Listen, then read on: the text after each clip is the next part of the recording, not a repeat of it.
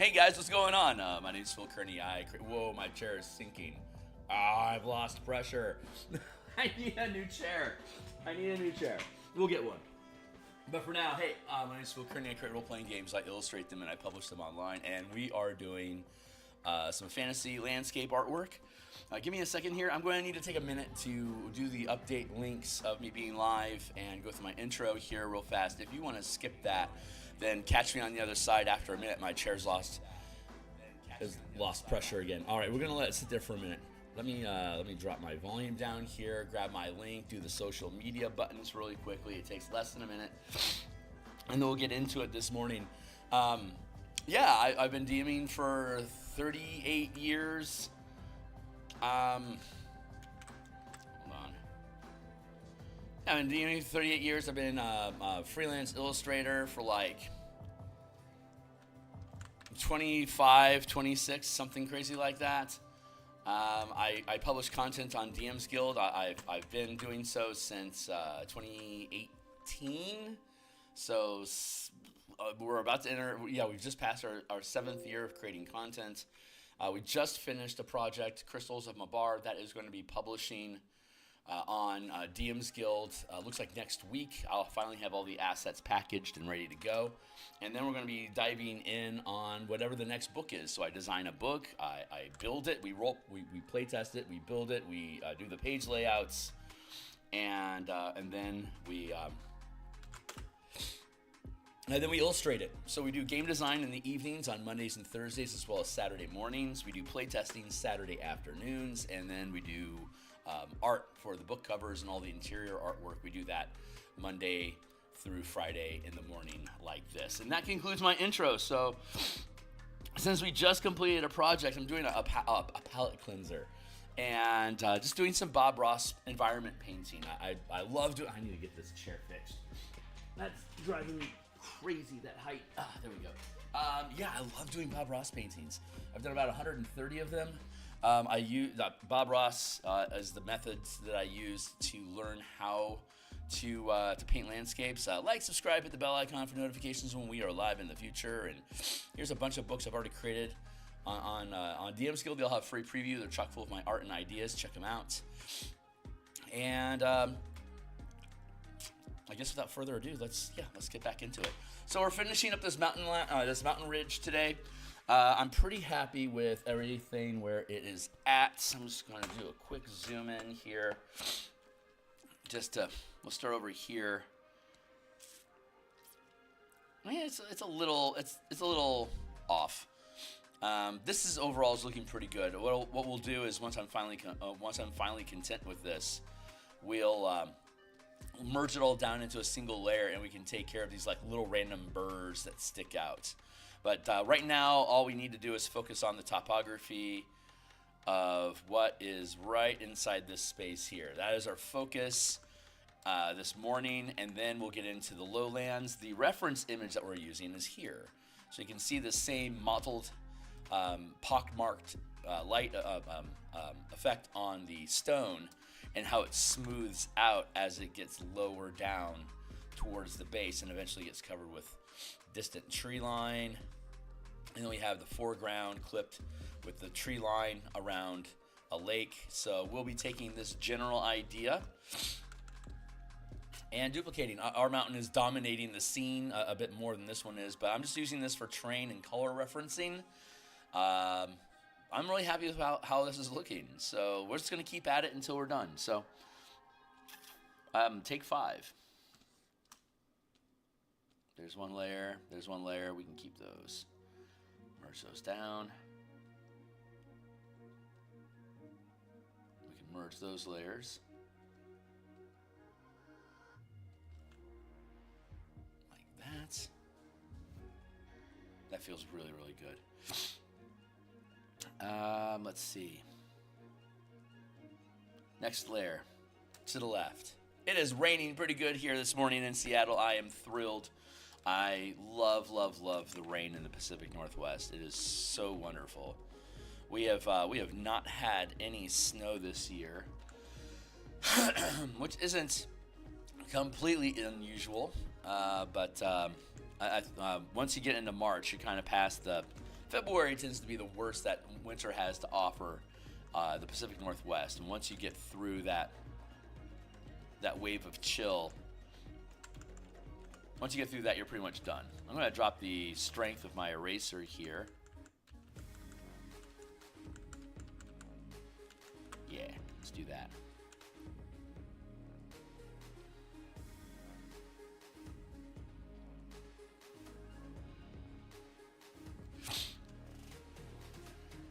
So we're just going to pick away at the surface here, keep making these steps, and then the stone that forms the walls of it, I guess that's the word. I don't know the right word.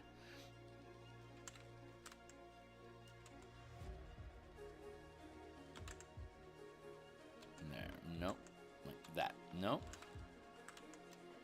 like that.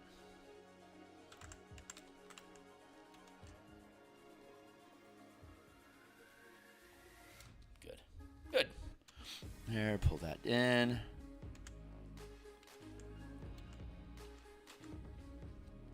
Drop the lighting on that a little bit now that it is in the background. Grab some of this lighting here and drop that across there. Chop that out. Let's see, there's gonna be a lot of shadow back here, so let's just let's lean into that fact. We'll just tap across here.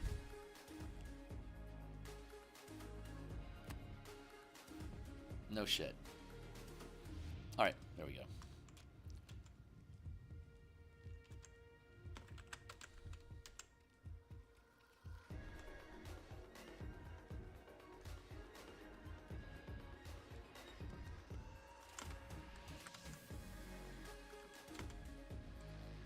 There. This has been a lot of just little finite movement stuff right now. It's more. It's adding details is kind of just like nitpicking at shit, and you just keep at it until you get tired of doing it, and then you move on to the next thing. That's generally how art works.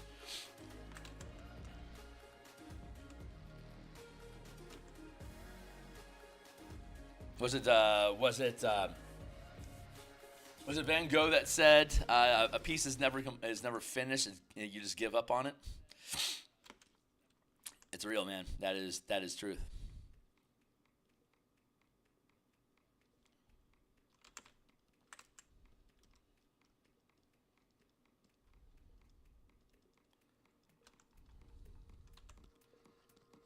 There, that feels pretty good.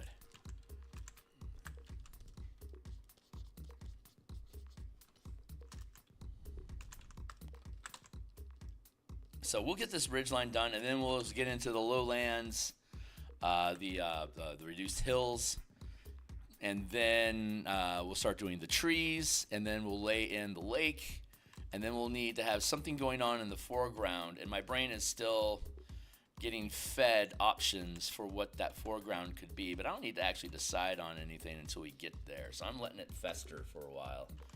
Let it decide for itself what it wants to be, and then we'll just be the people that get to reveal that. I love how this stuff looks. It's so cool. Let's add another layer here to preserve that, but allow us to continue to add bulk. So we're going to bulk along here.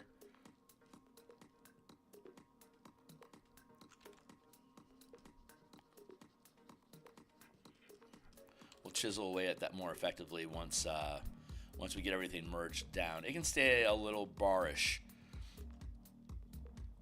It's not going to hurt anything over here. Let's dot that through and then fade it down a little bit. There. It's the same texturing technique that I use for the highlights, except that we're just using a dark color. And you know, it's on the opposite side from where the light is at. And it's just basic. It's just light theory. It's easy peasy. Hey, that's my 20-minute timer. So I typically stream from like around anywhere from like maybe 6:15 to 6:30 in the morning. Typically, I'm a little late today, but I'm feeling pretty spry. We've been on the weeknights on Mondays and Thursday nights, and then Saturday mornings. We've been oscillating between different game design stuff for D&D. Right now, like this week, I'm focusing on the Magic the Gathering color mana system for character classes in D&D. Here we're gonna shape along here like that. we're going to grab and pull. And I'm going to use our eraser to use the same type of texture that we've been using so far all along. And then we can reshape this.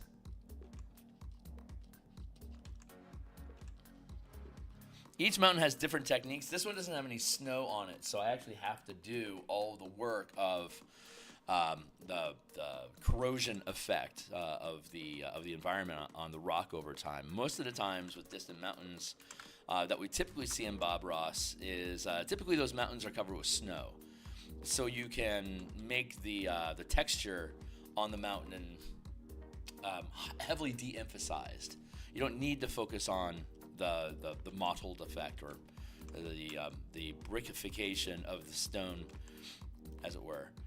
And but we don't have any snow in this piece, so we have to worry about the specific terrain.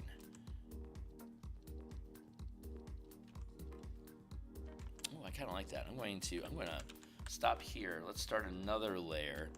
I want to get rid of that pucker through there. There's this little pucker going on in here.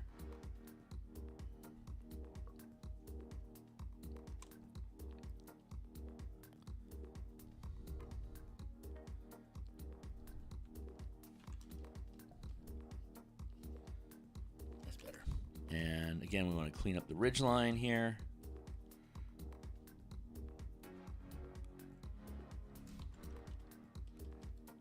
Pull down on that a little bit.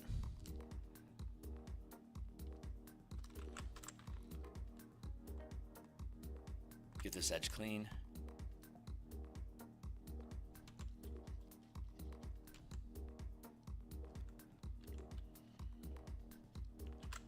There.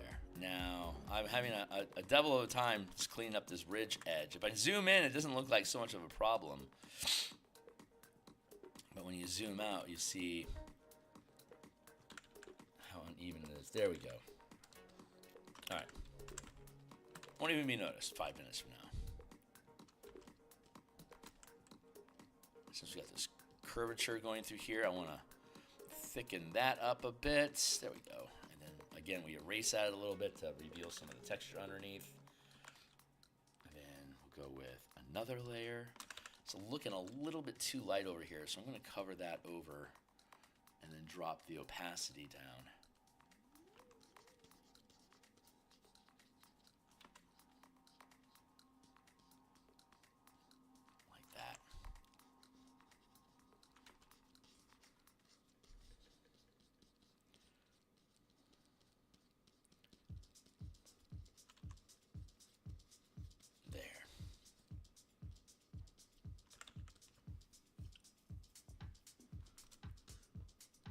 Yeah, that feels pretty good.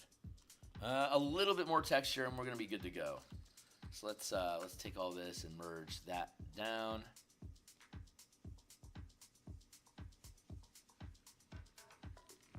Yeah. This is all doing really good. One more layer, and we should be good. I just want to add a little more darkness into these spaces here. Oh man, you know when you get that like that wave crest sound in the rain, like that. I love when that happens. It's so cool.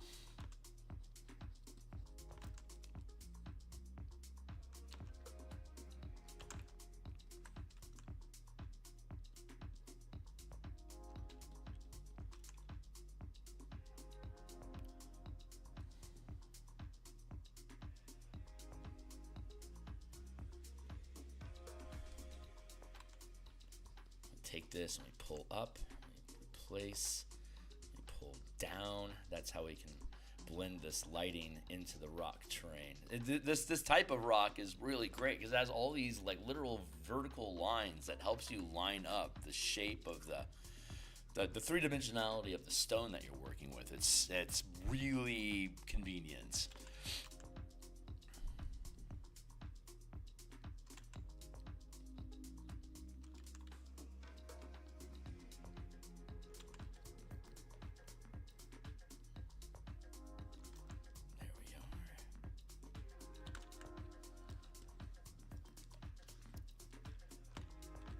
just about there. Just a little bit more dark terrain here.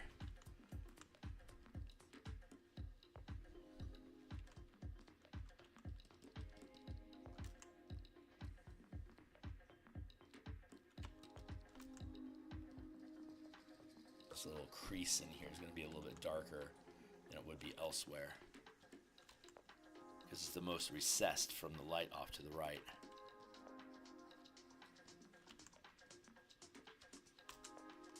Yeah, that feels pretty good. And I lied one more layer so we can do down here.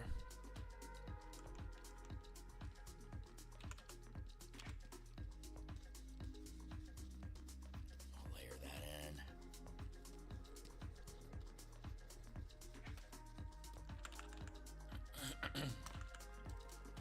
And then we have to do like 3 or 4 layers of overlapping, matching texture like this to really get the topography that we want, the surface skin of texture.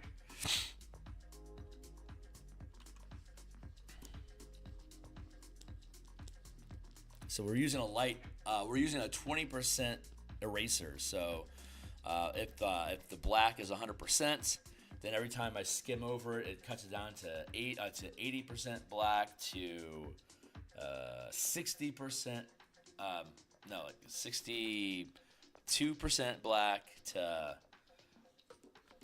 fractions starting to fail me, 52% black.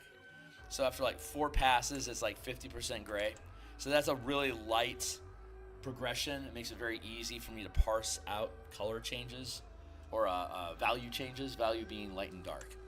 So it's slow, subtle erasing allows me to slowly work these things into the lighting in the direction that I want to move in, right?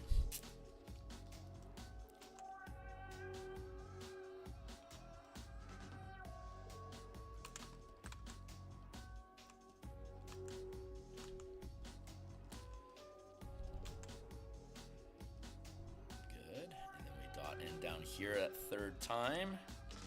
The size of that brush as we come along. There. That should probably do until I decide to nitpick at something again. But I think that is pretty good. I need to add a little bit more highlighty texture over here. This is looking a little faded. So let's be like that. And then down here like this. And then we'll erase along the ridge line down here.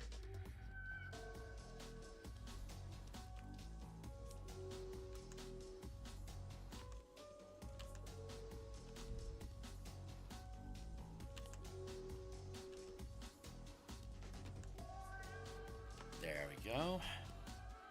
Again, this rock that we're using down here is our reference, so you can see this striations and then this jaggedy effect that we got going on inside of here. That's what we are replicating, or rather paying homage to in this texture that we've chosen to use here. And one more layer to make these pop out a little bit more like this over here, and then we'll be done with the rock and we can move down into the hills.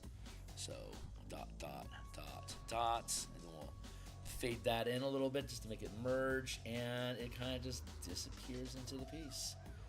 I'm seeing that this needs to be straightened out now. Like that, and then we'll erase at it a little bit just to make that blend down a little bit.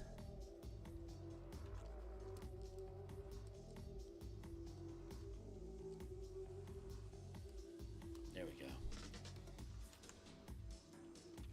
I will always find more things to nitpick at. Like I said earlier, you don't finish mountain texture, you just give up on it. And then you move on to the next thing.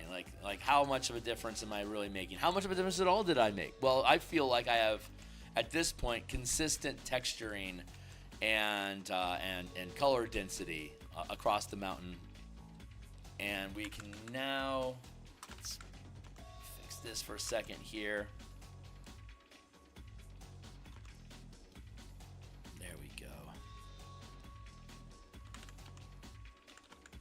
Okay, cool. So I can call those mountains done. I'm content with that. Let's take our reference image and push it up here. See how much extra picture there was? We haven't really invested in any of that. So we're going to push this up here because we're going to start working on this hillside. So I'm going to merge all this business down. Merge layers. I'm going to drop it down here into our mountain folder.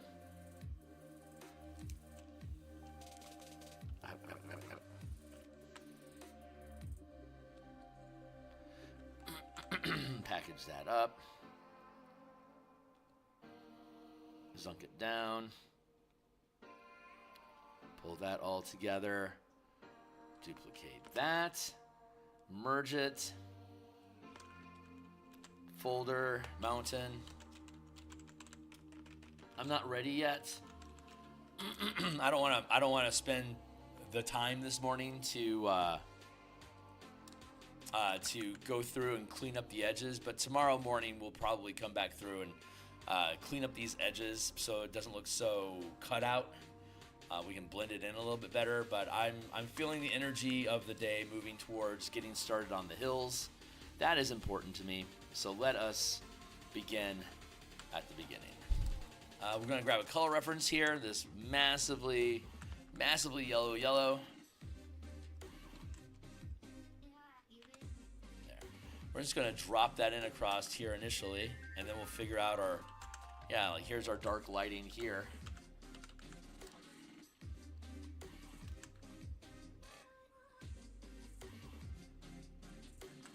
This is about as dark as it gets in here. That's cool. That's a good difference. But that means we have a lot of freedom in just being able to lay in some blocks of color.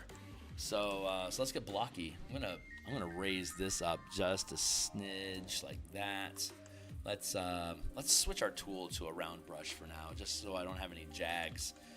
Once I get out of the mountain reach, I generally want to switch away from the jagged brush that we use for mountains into just a more typical normal flat round brush. Just gonna drop a bunch of pigment across here, and then we'll come through and we'll start pulling that down as Bob would do. Pull it down into the piece. Yeah, we're definitely going to need some lighting adjustments back in here.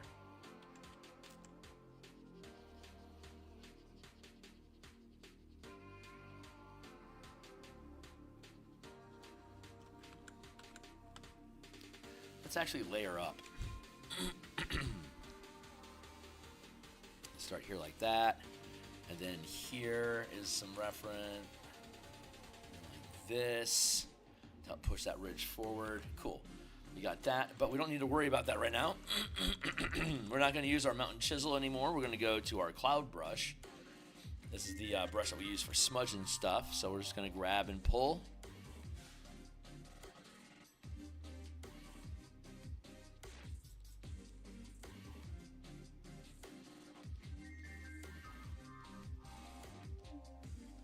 Just dragging this all down hill.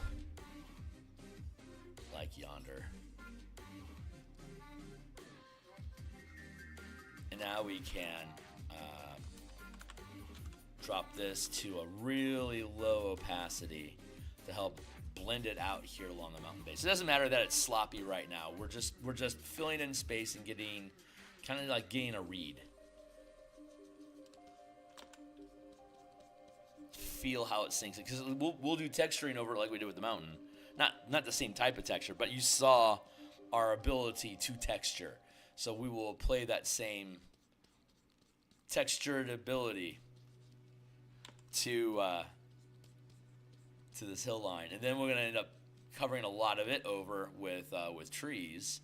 They're all going to be through here and then up here. Yeah. So a lot of this, as Bob would say, it's going to get covered up, but we know it's back there, and sometimes we'll be surprised and see some of it peeking through. So we want to even though it's going to get largely covered by the mid and foreground, we want it to be here so that if somehow there is a gap in the foliage, you can see the mountain and the hills poking through.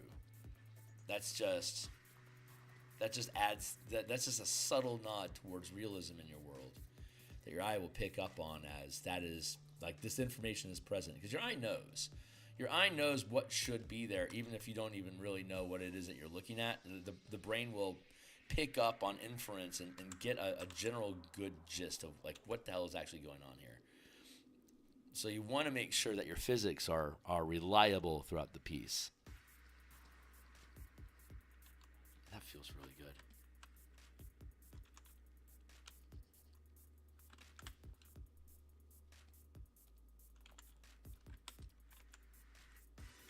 Add that back in. We'll go with select inverse.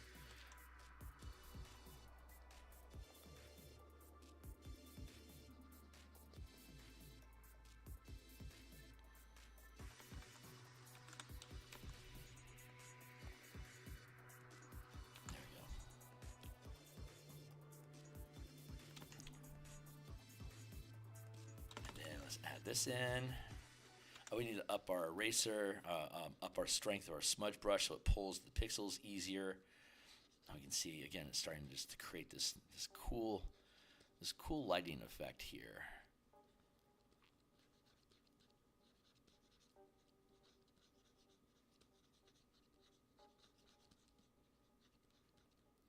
So we're keeping the edge and then pulling down and away from it to create the cascade. And then we blend across here, as Bob would do. Just horizontally, just blend it into the terrain. Since the sun is decidedly coming from over in this direction,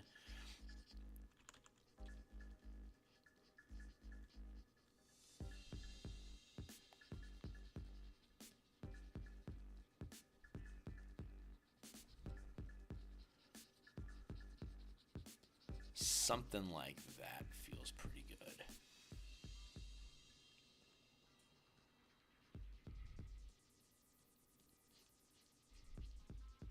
I think I want to do this.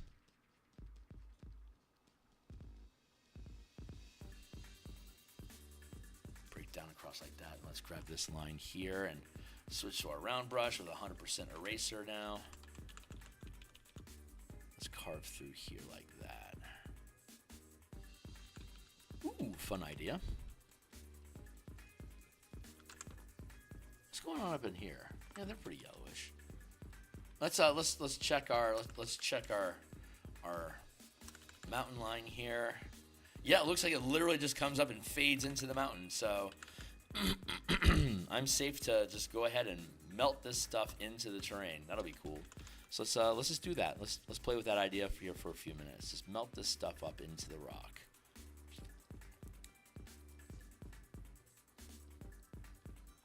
Actually make that disappear for a little bit. We'll see it come back here when we blend into these shadows up here. Oh, that's going to make that line make a lot more sense. Just going to pull on these edges here, push them up into the grooves, and then pull them down.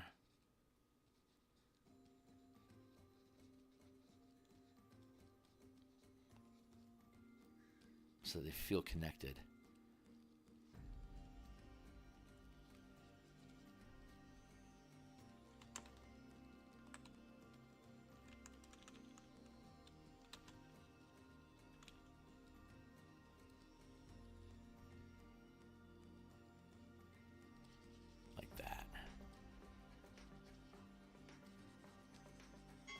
Will I be messing with this for the rest of the session? Absolutely, I will. Man, gotta be careful about this stuff. Let's blink that out a little bit. I don't want it to become too dominant too quickly.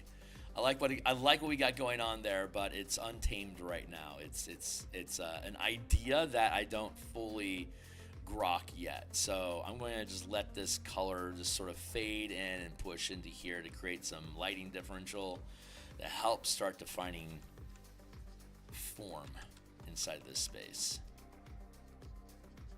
Does that sound like a lot of word salad? I swear to God, those are all real. Like that's a real chain of statement for like a legitimate art conversation.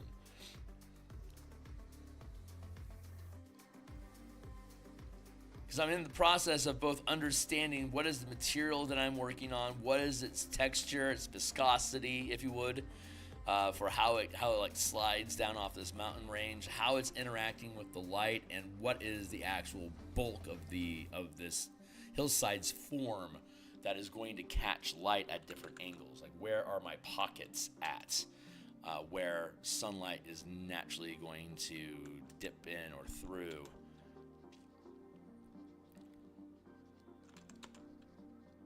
And so I can start building. I mean, it's just a round brush, but you can do a lot with a round. You don't need specialized tools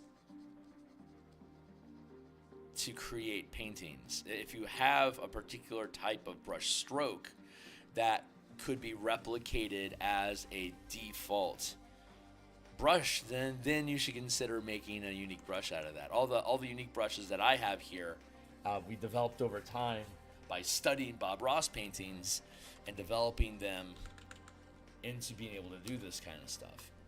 I feel like there should be a little bit more highlight here, but I think that sort of thing is going to get revealed as we continue with this. So my goal right now here is to lift and pull this stuff up into the structure of the stone. Again, we're replicating the effects that we see up in here, how this is all just sort of melting into the rock line. Here you can see that there's like a defined ridge here, but here it's like literally just melting up into the mountain. Like here, it's almost like it's snow that's laying across it. That's how worn smooth that is along that whip surface. That's really cool. So we're gonna try to find little moments like that in our line here to see if we can create something similarly awesome.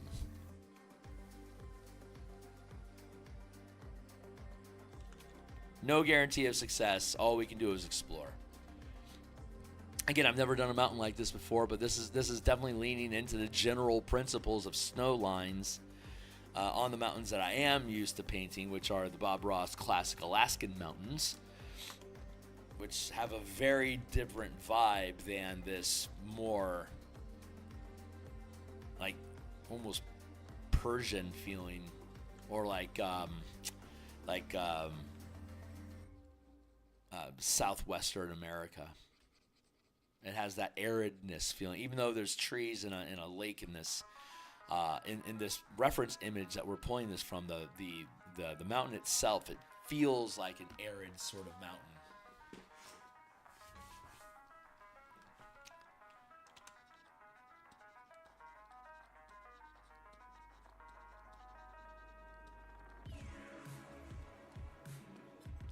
Fading along here.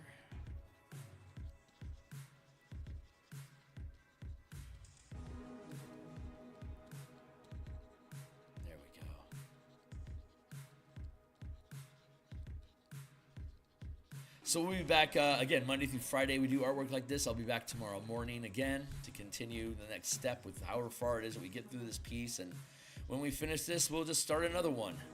And I might have a commission or two by the time this piece is finished. I don't know. I'm exploring ideas. Just again, I'm not quite ready to start doing artwork for the next series of books. I need to do some page layouts and completing text for me to get to that point. So Monday, on Thursday night coming up, we'll be rebuilding the monk and the paladin in D&D 5.5 for use with the color mana system, making them mana centered. I mean, the monk is already supposedly like a quote unquote mana centered class because it has its focus points, but it doesn't. It kind of does, you know. So we're building that out and making it a more robust system that both the monk and the paladin can employ as martial options for their characters. So we'll be designing that tomorrow night, and we've already done the barbarian, the bard, the cleric, the druid, the fighter. So we're just working our way down the list, and then we'll do artificer and scion separately later.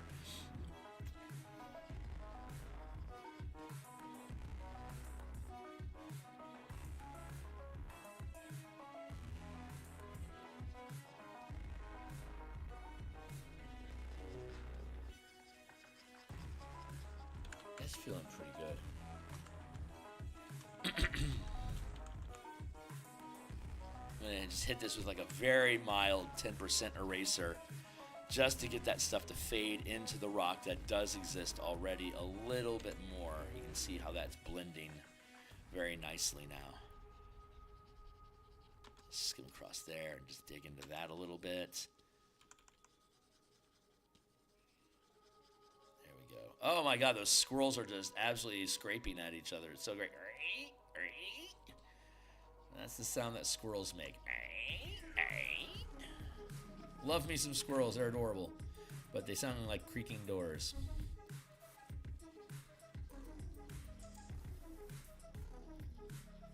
So yeah, let's just take this and smudge it in.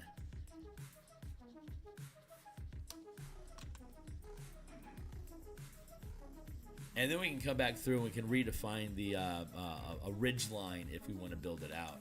But again, right now we're just trying to work this stuff into the stone that we already have to duplicate the effect that we saw in the reference image.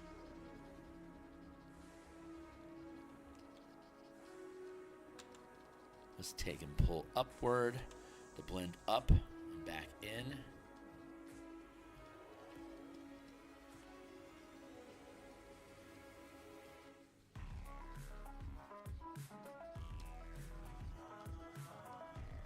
So we're going to come through and we're going to cover this up with more hillside, but I want to have this blend effect in here. Again, looking at the reference image, it has this blend effect where it's just coming down out of the mountain or mixing in with the mountain. See, now it's starting to get chopped up over here. It's not facing the wind as much. It's a really cool effect. And then we have the actual lowlands here of actual stone.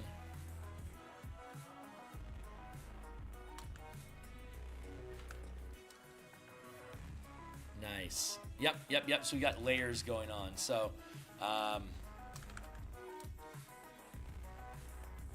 like from, like probably like here, like around here is where we'll drop the foreground hills.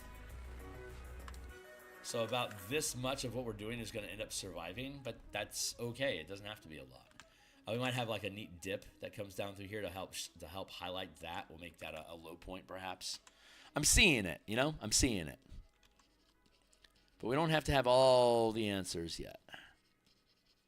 Just got to see it. It's going to let it all blend into itself and become what it wants to become.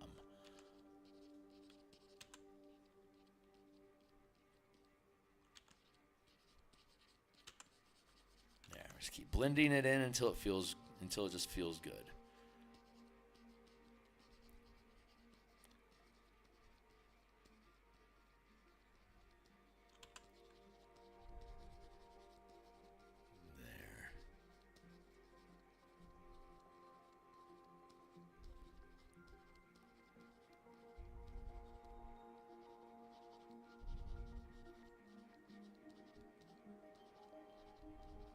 We'll keep that down here like that. I love this. This looks so fucking cool.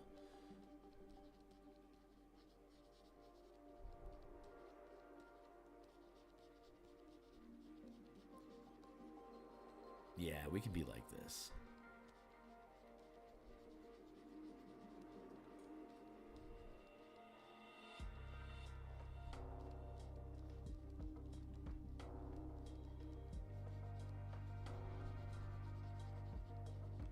There we go.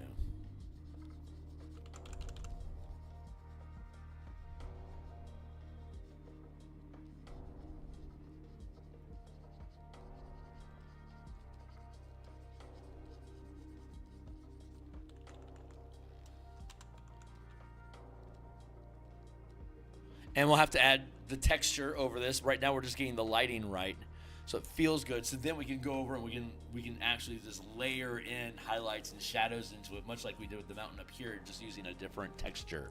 But it's the same process, just texture changes. Take this, we'll take this down to like 10%, so we can smudge that in. And it doesn't matter how far, we actually want to go down as far down the pages as we want. You know, we want it to fade in and disappear into the base of the canvas, but that shift is important for when we start adding our mid and foreground assets, because again, they're layering over this. And if we have water here, you can see there's a reflection, so we'll be able to build the reflection out of these different layers that we're creating for the ground, as the sky, and then mountain, and then highlands, and then foothills, and then forest, and then the water line at the base where it all flattens out. And then we'll overlap that with something in the foreground. Now, I don't know what that is yet. Maybe it'll be somebody fishing. Maybe it'll be a sleeping dragon. Who knows? I feel like there's something there. No promises, but I feel like there's going to be something over here in this space to help create balance in the piece. I don't know yet, though, but I feel it.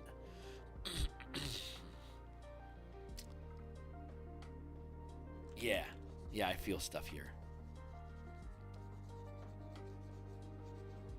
But yeah, I mean, Bob will do the painting 4 times off screen and then be able to crack it out in a half hour for people to view. But he'll maybe spend 4 hours on each original. So 16 hours to complete a piece, roughly.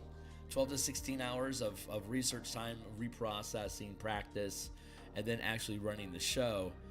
We just do it first time. We just do all that experimentation process here on stream, because I'm not limited to a half-hour block on PBS.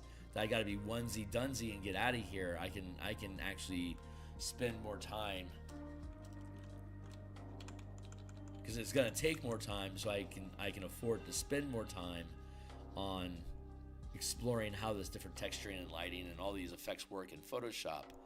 That's so effortless with a real canvas and real paint and brushes. The infinite of tool mastery that you can have. Like, these tools are very gross and clumsy compared to what you can actually do with a live brush with 10,000 horsehairs pinned into it.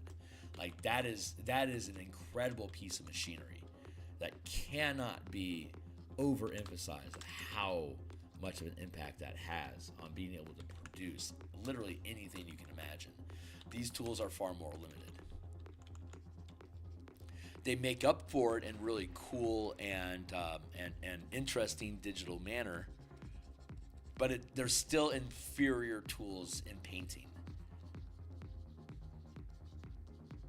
Like actually depicting illustration, it's digital tools is providing convenience at the cost of control and connection, kinetic connection to the piece that you're working on. We have a little bit of that with the tablet that we get to work on, but it's not the same. I've worked live canvas. I know the difference. I can't work in color in live canvas because I don't see any color. So that digital also provides that benefit to me, in that I'm colorblind, but I can still reference and use colors like an actual professional, because the Photoshop tools will tell me the colors that I'm using with my RGB slider up here. That tells me all the information that I need about what color am I using. I can't necessarily appreciate what that color is, but I can at least produce it for you, so you can appreciate it. So I do these things. I do this because I'm proud I can do it, and I do it for you because you can see it. So, Barvo and cheers. Hey, let's cut across here. That looks like fun.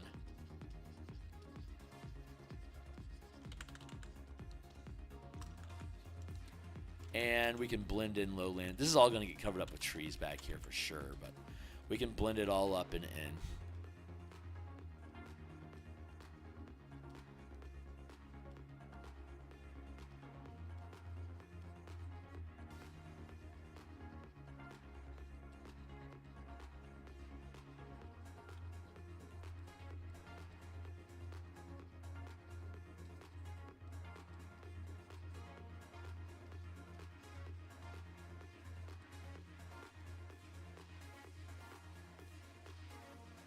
Go.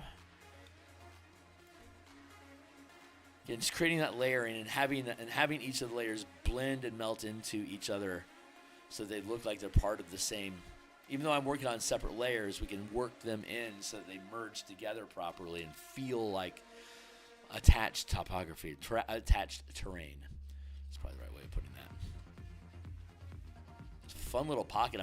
I'm sad that these are going to get covered up, because they're so fun to make, but It is what it is. The butterfly does not mourn the caterpillar.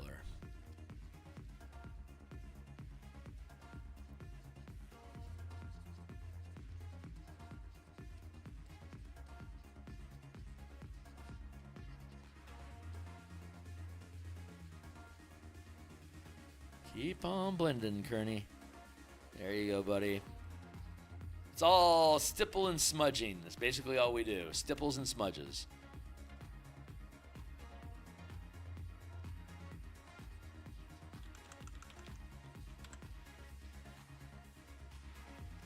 There.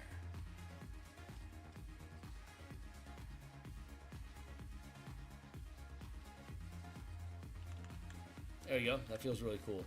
And so you can see now we're starting to actually work the terrain a little bit. We're forming the lines that we're working with. I'm going to add in a new layer, actually, across here to help break this out from this fading terrain back in here.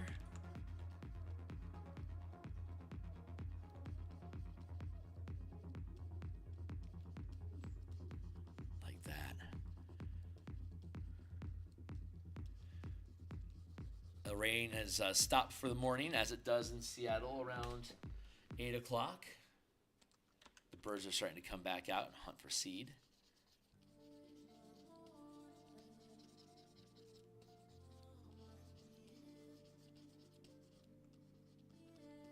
A little bit of a drabble left. I love the rain. It's so beautiful. Where my workstation is situated is right next to a window, and I've got shades drawn, but I haven't opened, so I can hear the rain splashing on the shrubbery outside the window. It's by a tree that squirrels like to climb up and down, so I can catch sight of squirrels, and it's a great little place. Yeah, okay, that's feeling good. Let's actually put something underneath that. Yeah. We'll do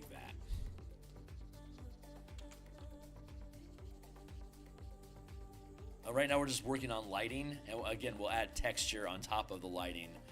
The lighting helps us define the form of the shape, and once we have the shape defined, we can fill in the shape with the texture to define the form within the shape. The shape is the silhouette, the general panes of the object, and then the form is the actual three-dimensionality of the object itself.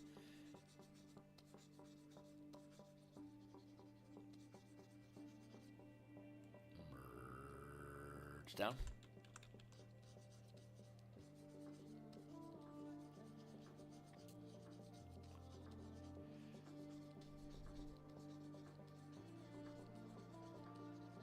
And again, I expect this lower part here, the further down the canvas we get, the more likely it is to be completely obscured.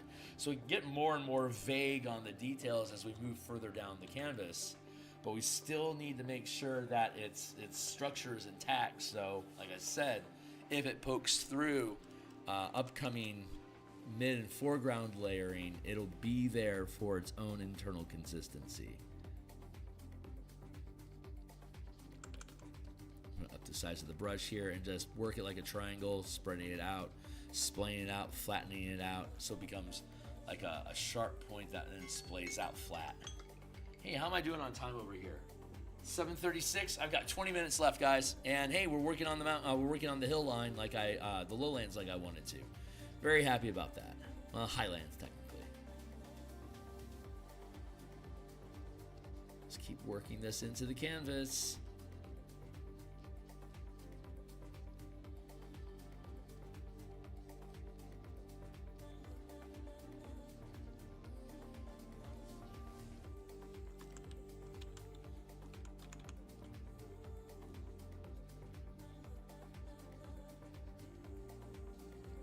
Go.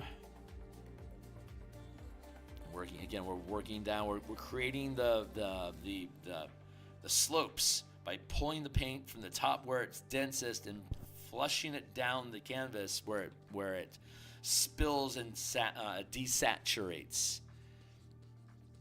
Almost like as though water were running off of it and carrying some of it downhill with it with each rain. Literally how you make hills and mountains. Or that's literally how you make hills out of mountains. Squirrels agree.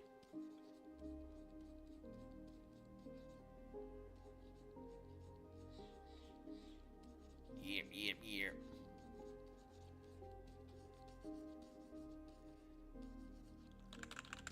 So let's go back up into here. What happens is, what does this button do? What if I were to drop the opacity on that ridge line up there? What if I did that? What would that do? Would that help or hinder the piece?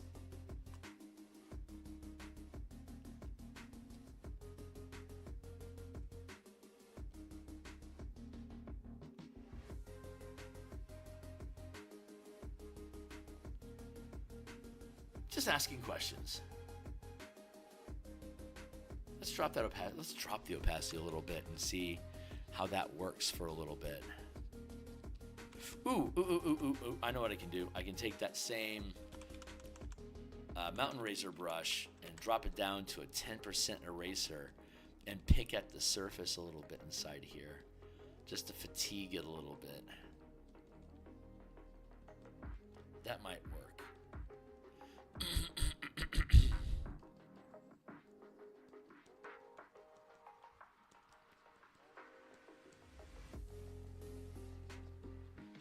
Well, penny for pound now. I'm past my 100 strokes, so I'm kind of stuck with it. That's okay.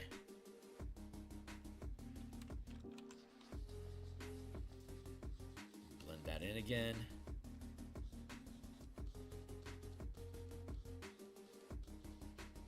But it's you see it's poking through, and I like that.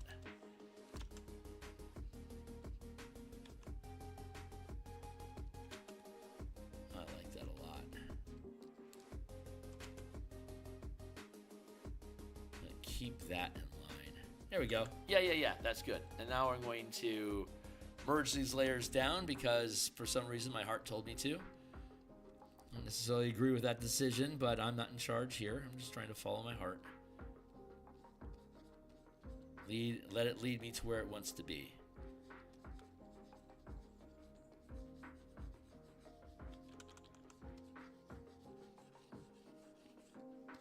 There we go.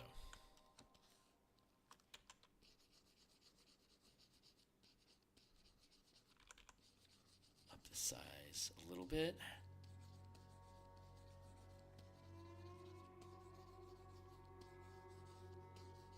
Very much, I'm intentionally smoothing this out to a very, very fine gradation. It's gonna help us when we texture these hills. I think this general form that we have going here is going to help.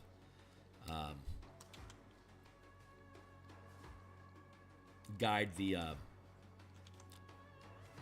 words, Kearney. What's the word I'm looking for? It's going to help guide where the texture the texture goes to create the roughness. So again, here's the reference that we're using. See how it has like this smooth mottled effect, like it's very smooth, like clay, like frozen clay sort of feel. It's super yellow. I don't understand that yet, but it has like all these little like little folds. They're not rough like these ridges and these pock marks.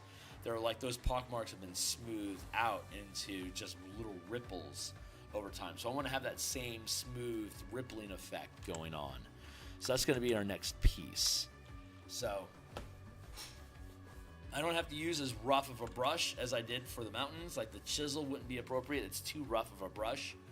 But let's see if there's something. Maybe the razor will work.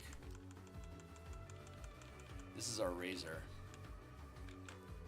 This is what it looks like.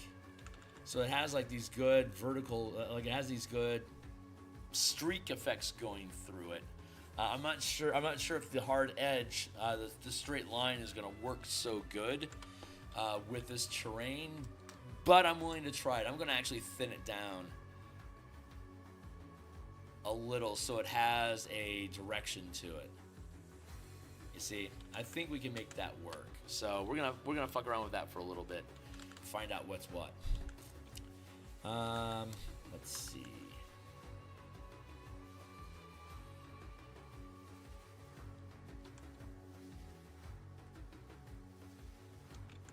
Too much.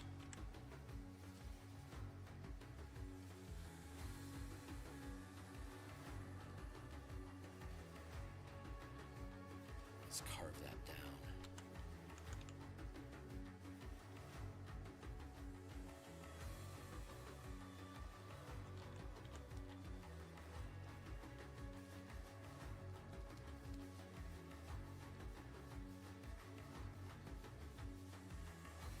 There's too much of a break. I need to have it fade into the existing line work a little bit better.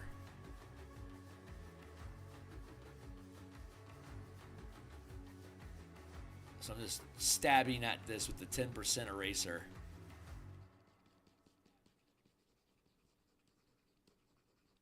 Okay, that feels pretty good. Okay, cool. So let's see. How can we do this? Let's study our reference real quick just so we can get an idea of how it flows.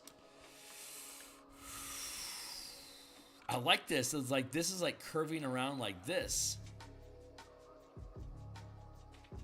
And it's like splaying out flat like that.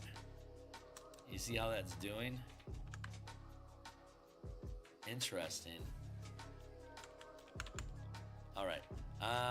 Smooth, curve, lump, lump, lump. I bet I can pull that off. Okay, cool. Let's see if I can.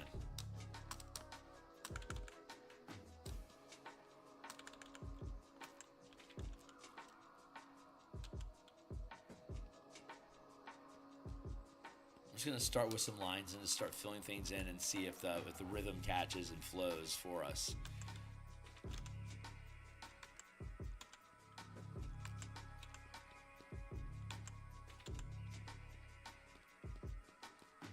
And this is on a separate layer from this.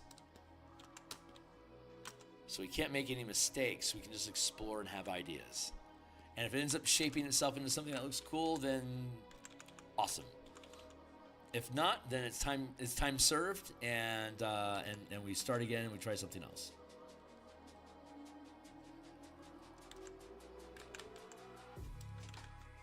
I like the idea of like ultimately like this sweeping across here like this. So I'm gonna let this stuff bleed down here, but with the knowledge that it's probably gonna get painted over. I mean, most of this is going to end up being painted over, let's be real. Oops, let's go with the right color here and here. And here.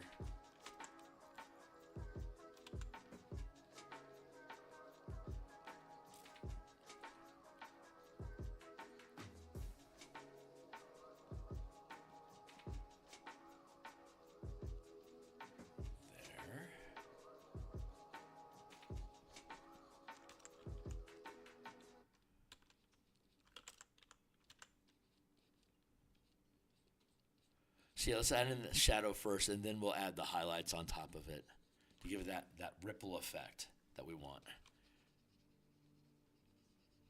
Again, we can have all this drop down and fade into the environment.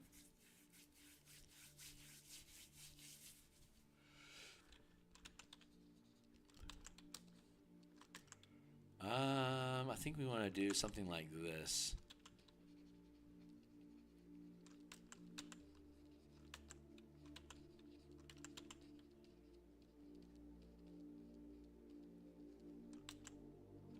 Something like that.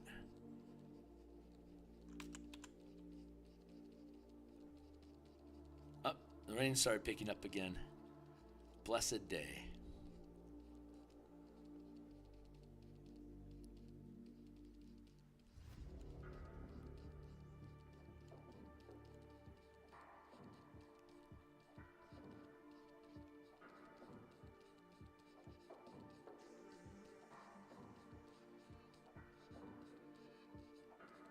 I think we're finding that this is the texture that we wanted.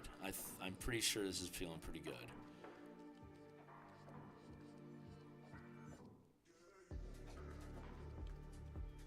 Now we can take that and we can blend up with it.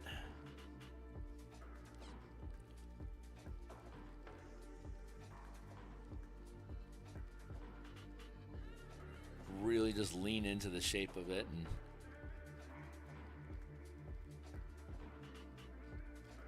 cool. Go back to this and blend those. Jeez, these things are almost like they should be merging together already. So let's be crazy and let's just merge them down so we can make them work. So we can push this up into the ridge.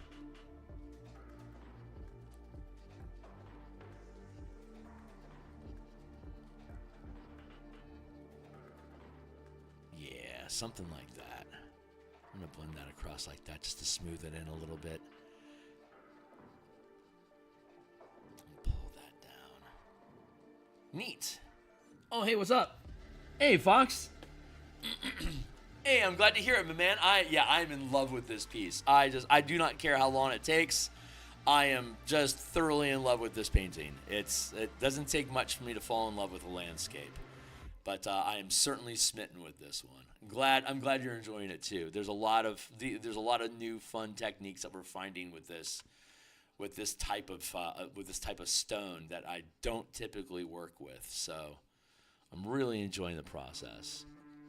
It's interesting how, since this isn't literally connected to anything D&D related, how different the conversation I'm having is. I've been doing artwork for strictly D&D products for literally years on this stream, and this is the first time in a while that I've done something that isn't RPG related, immediately or specifically intended for RPG.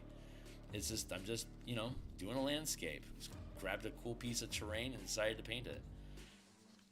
I want to make something productive out of it, but I can't deny the journey. It's the journey we're taking that I need to love.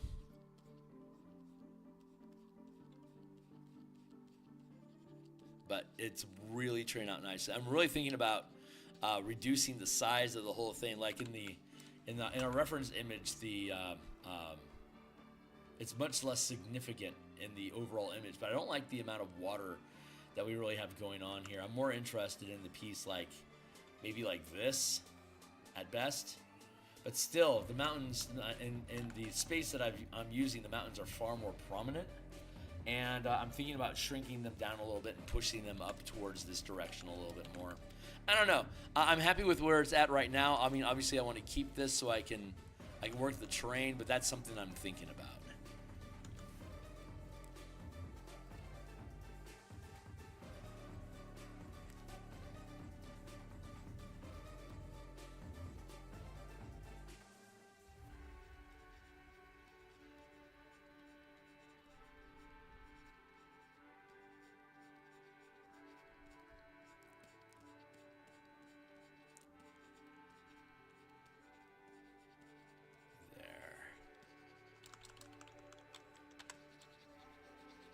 And then we're blending across to reduce the depth of the ridges by blending them out, but only using a 10% smudge brush, so that the blending that we do is very minimal.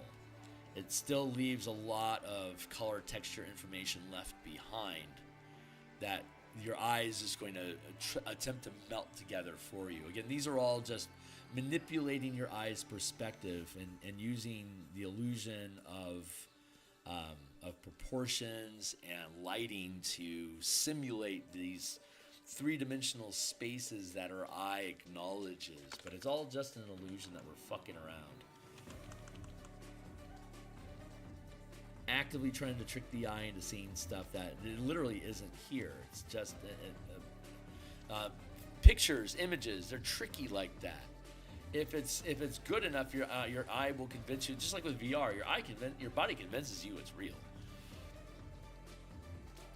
because it wants to make it real, because it'll understand how that realism operates. I'm really enjoying this. Let's blend blend out these lines here. This is all, like, again, I mean, this is going to get covered up with lowland, like here.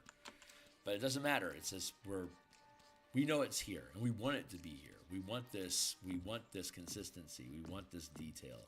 Even though it's going to get painted over, I'm learning techniques.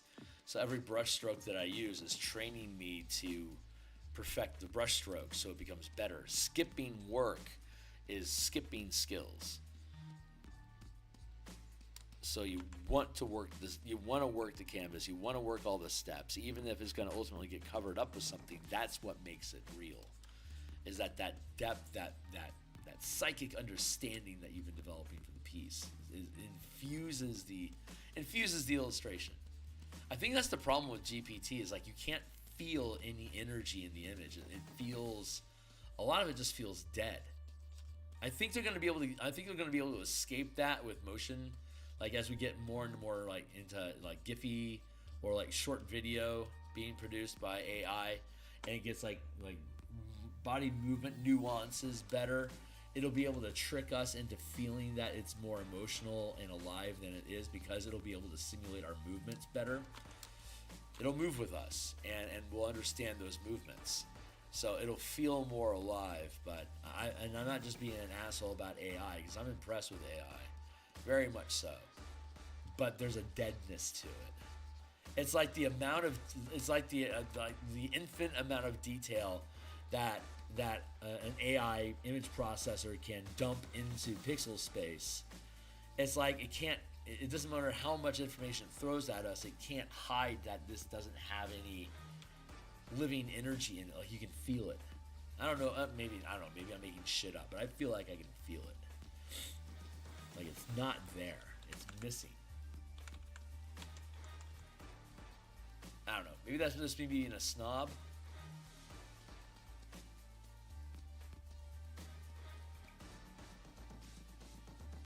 But there's something about living people taking pictures and drawing pictures that have a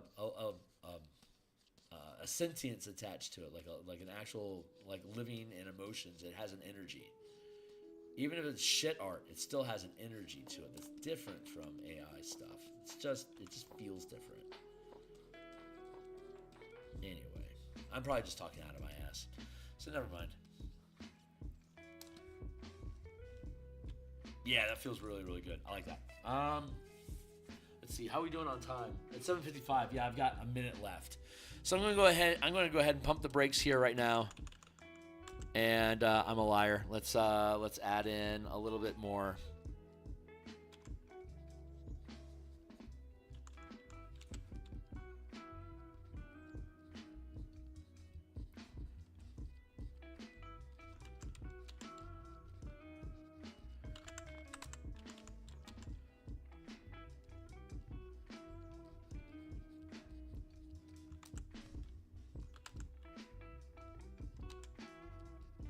Yeah, cool little jaggedy jig like that will help build out more space in here. We can add more breaks in the terrain.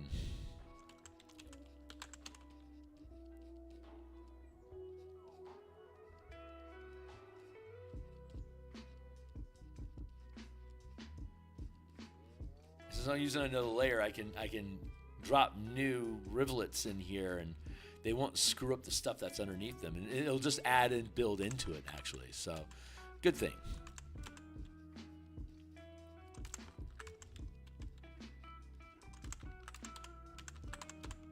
Like that.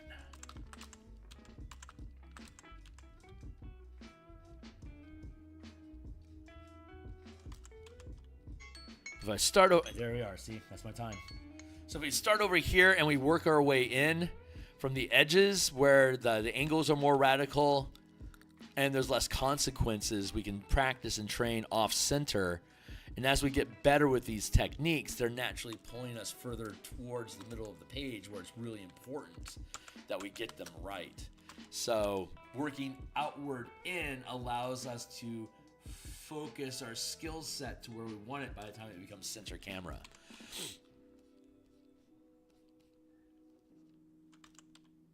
It's not that I intended to do that. It's that I'm noticing that I'm doing it. That's the difference there.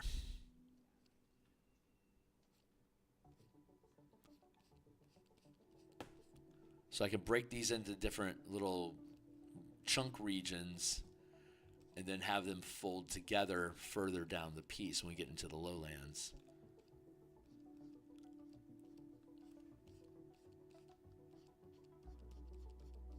I'll break out of here in a second. I'm like really short on time now, but she's not quite willing to let me go quite yet. The muse holds on to me until she is content, and she decides we have a breaking point. So I'm a little bit at her whim, but I'm really loving where these ridges are coming in from.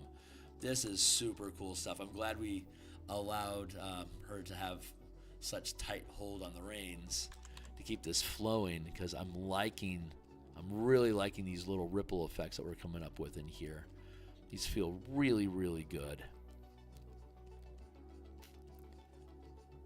I am wrapping up. It's Wednesday today in the real world, so I'll be back tomorrow morning, and then I'll be back tomorrow night. We've been locking down the final class feature designs for the color mana and martial power updates for 5.5 2024 D&D. I guess the title is officially 5.5 now, like we always knew it was. Anyway, whatever. These guys, Hasbro's not good for D&D.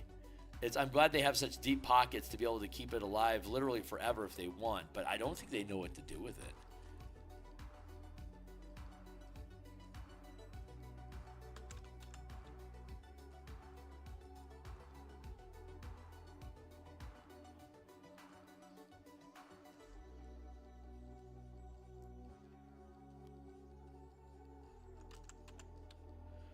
This is going to be, we're gonna finish up with this. I think she's going to let go of me at this point. Nope. A little bit more highlighting here is what she wants to do, actually.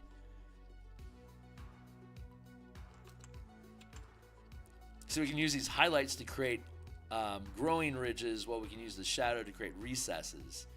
And it creates this cool blumpy effect, which we see up in here. See, it's the same sort of blumpy effect. I'm just figuring out, this is more developed obviously, but you can see that we're figuring it out. We found it. We know how that stuff works now. We have the technology. So when we come back through tomorrow, we will we'll continue with these blumpies until we have all this, like we'll layer in a surface here. We'll blump up, like we'll blump across here a little bit. And then that'll pull us into the lowlands. That'll end up cutting off all that stuff, and it'll look good. But we're getting too far down the page, so I'm going to need to take the hills and the mountain, and I'm going to need to do something like this. I'm gonna have to reduce them so they take up less size on the page, but I'm not willing to do that yet, so I'm gonna let it go. I'm just gonna keep building what we're building. And that's it. I'm done. So I'm out for the day. Thanks a lot for hanging by. Fox, thanks for kicking through with me. Everyone else that's new and checking out the channel, God bless you for checking us out. Monday through Friday, we do artwork. We do game design for the artwork on Mondays and Thursday nights and Saturday mornings. We do D&D 5.5e play testing on my Discord server, which is linked down below. All the books that I publish on DMsGuild, well, a lot of them are published down below, and they all have free previews. Click them to check out my art and my ideas. And I'll be back tomorrow. Thanks a lot, guys. Cheers.